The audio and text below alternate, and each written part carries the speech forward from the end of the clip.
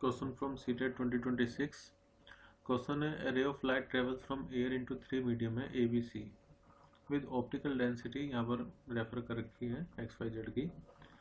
अब इनमें एक टेबल दी हुई कि चेंज इन स्पीड, इसमें मीडियम बी में जा रहे तो इंक्रीज हो रहा है, फिर मीडियम सी में जा रहे तो रिमेन सेम है।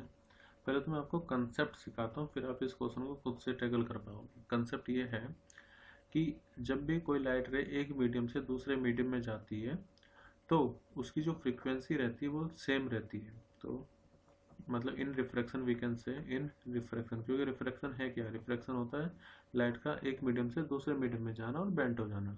तो इन रिफ्रैक्शन फ्रीक्वेंसी ऑफ लाइट वो रहती है सेम।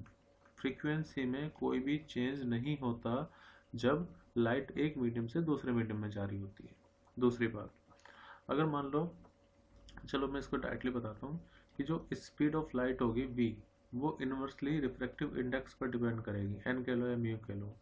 इसका मतलब डेंसर मीडियम है, अगर लाइट रे डेंसर मीडियम में जा रही है तो स्पीड जो होगी उसकी वो कम हो जाएगी, और अगर इस रेयर डेंसर से रेयर में जा रही है तो जो उसकी स्पीड है वो इंक्रीज हो जाएगी।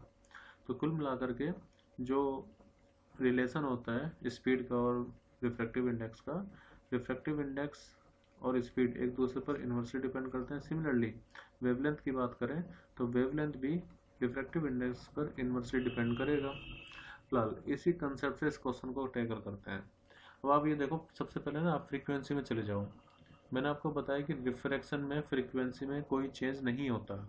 इसका मतलब यहाँ पर तो नो चेंज है ही, जब मीडियम बी में जा रही लाइट मीडियम ए में जा रही तब भी नो चेंज आएगा, और मीडियम सी में जा रही है तब भी फ्रीक्वेंसी में कोई चेंज नहीं होगा।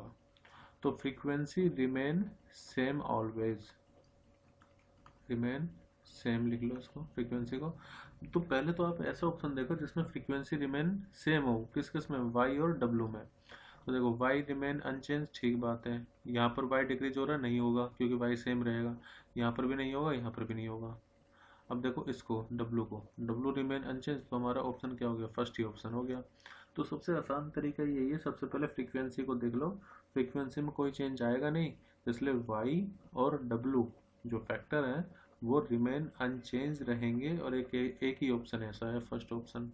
तो फ्रीक्वेंसी के कंसेप्ट लगाने से ये क्वेश्चन हमारा सोल्व हो गया है।